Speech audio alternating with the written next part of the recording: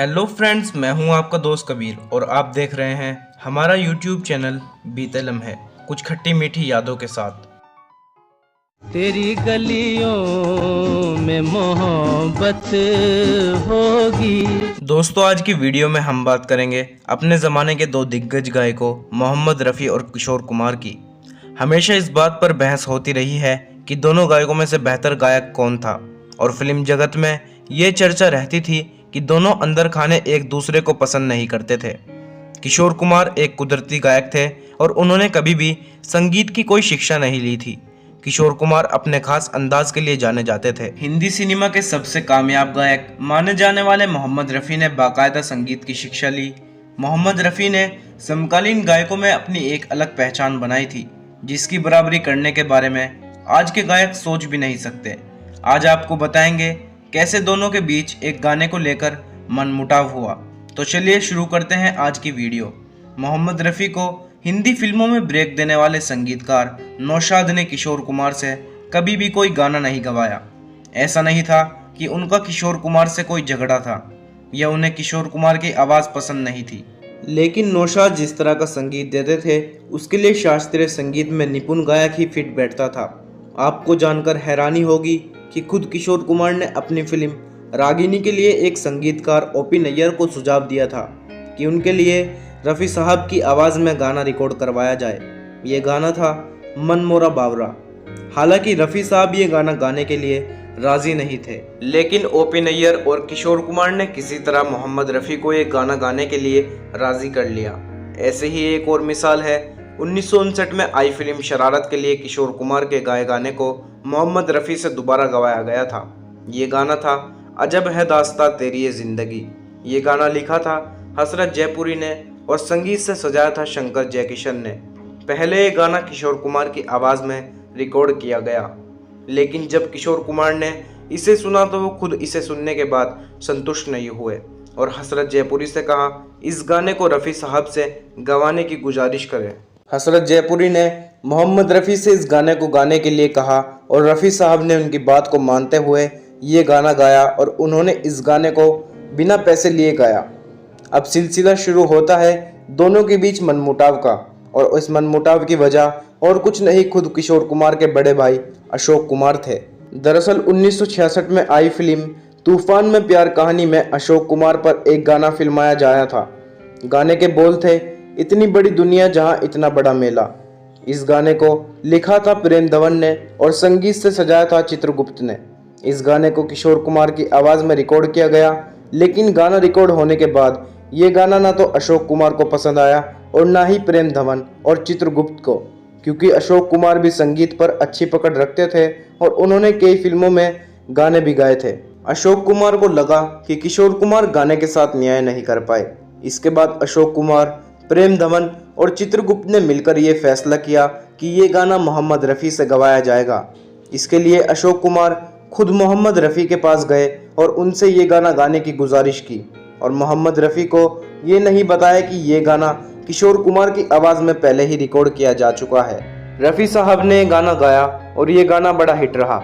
इस बात से किशोर कुमार के अहम को ठेस पहुंची।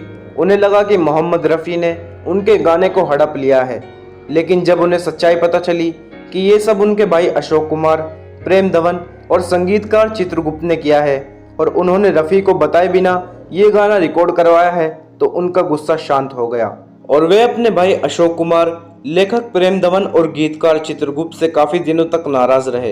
एक वक्त ऐसा भी आया जब दोनों गायकों को एक साथ गाना पड़ा। वो गाना था तुम बिन जाऊं कहाँ के दुनिया में आके। जब ये बहस छिड़ गई कि इस गाने को रफ़ी ने बेहतर गाया है या किशोर कुमार ने, लेकिन सच तो ये है कि दोनों ही गायकों ने इस गाने को बेहतरीन अंदाज में गाया है।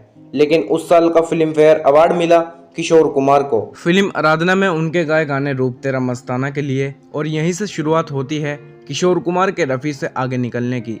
कहा जाता है कि उस दौर में 90% गाने मोहम्मद रफ़ी ही गाया करते थे और सिर्फ 10% गाने ही बाकी सिंगर्स के हाथ लगते थे।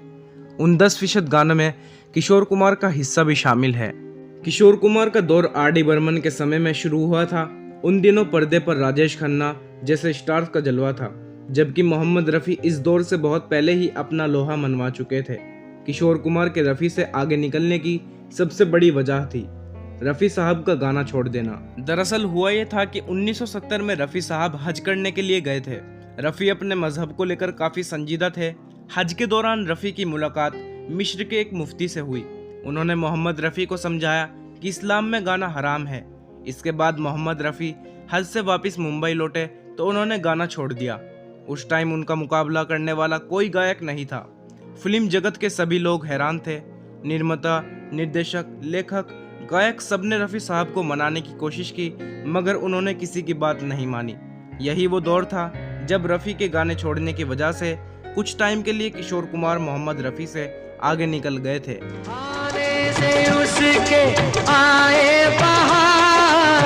क्योंकि मोहम्मद रफ़ी ने गाना छोड़ दिया था तो निर्माताओं ने मोहम्मद रफ़ी के विकल्प रूप में किशोर कुमार को चुनना शुरू कर दिया। इस दौरान किशोर कुमार और राजेश खन्ना ने एक से बढ़कर एक गाना दिया। मोहम्मद रफ़ी ने 19-20 महीनों तक कोई गाना नहीं गाया। इसके बाद संगीतकार नौशाद ने किसी तरह रफ़ी को फिर से गाने के लिए मना लिया। रफ़ी के कुछ समय तक गाना छोड़ने की वजह से किशोर कुमार ने एक के बाद एक कई फिल्मों में गाने गाए और वे अपने करियर की बुलंदियों पर पहुंचे। यानी जब किशोर ऊपर उठ रहे थे, रफ़ी गाना छोड़ चुके थे। एक लंबे अरसे के बाद जब रफ़ी ने वापसी की तो उन्हें फिर से लोगों का वही प्यार मिला जो उन्हें मिला करता था। लिखे जो खत तुझे वो तेरी याद में हजारों रंग के। दोबारा गाना शुरू करने के बाद रफ़ी ने मरते टाइम तक गाने गाए। रफ़ी बड़े सिंगर या किशोर, ये सवाल बहुत पुराना है, लेकिन मोहम्मद रफ़ी और किशोर कुमार दोनों ही एक दूसरे को खुद से अच्छा बताते थे। जब एक बार किसी ने किशोर कुमार से पूछा था कि आप दोनों में से अच्छा गायक कौन है, तो किशोर कुमार ने कहा था कि मुझे इस तुलना से बहुत तकलीफ होती है। मैं रफ़ी साहब की बहुत इज्जत करता हूँ और अपने आप को उनके सामने कुछ नहीं समझता। दोनों ही गायक बेहतरीन थे, मगर ये सवाल हमेशा उठता रहा कि बेहतर कौन है। मोहम्मद रफ़ी के निधन पर सबसे ज़्यादा किशोर कुमार ही रोए थे। दोनों एक दूसरे की बहुत इज्जत करते थे। लोग कहते हैं कि दोनों के बीच बैर था और वो एक दूसरे को पसंद नहीं करते थे, लेकिन हकीकत में इन दोनों महान गायकों के बीच में ऐसा कुछ नहीं था। दोनों एक दूसरे से बहुत लगाव रखते थे। दोस्तों, ये थी किशोर कुमार की एक कहानी। ये वीडियो आपको कैसी लगी हमें कमेंट करके ज़रूर बताइए। मिलते हैं नेक्स्ट वीडियो में एक और मज़ेदार कहानी के साथ। और प्लीज़ हमारे चैनल को सब्सक्राइब कीजिए, लाइक कीजिए और अपने फ्रेंड्स के साथ शेयर कीजिए।